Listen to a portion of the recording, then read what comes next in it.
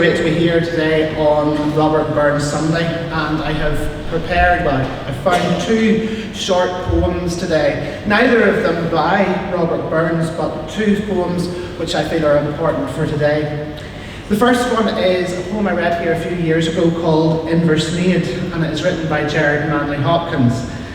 And I love this poem because it really captures the dramatic essence of the Highland countryside near Loch Lomond.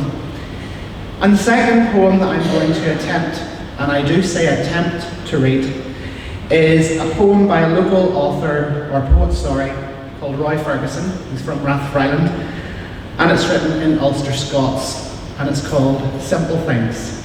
So the two are very dramatically different, one in language that's really crisp and really sharp, and the other sounds as if it's just a conversation that would have been had back in my grandparents' house, either in Ballygarvey, just outside Ballymena, or Clockwater, just outside Ballymena. So I hope that I do it justice after all these years, being more or less in the city.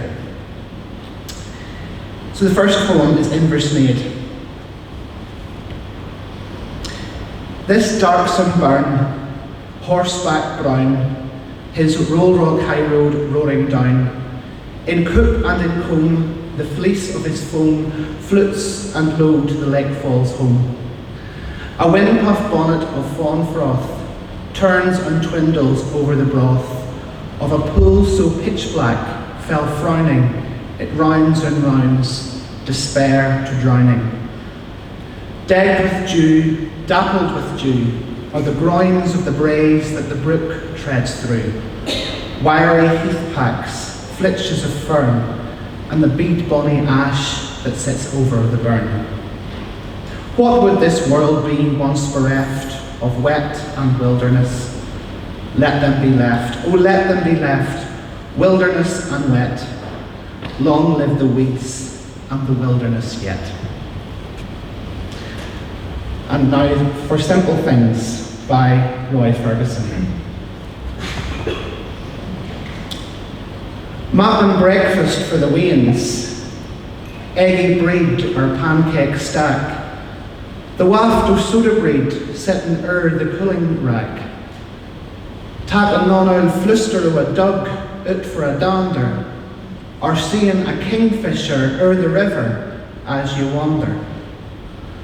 Or what about a sign you've heard that brings you back a while, or thon old faded photo in a frame that makes you smile?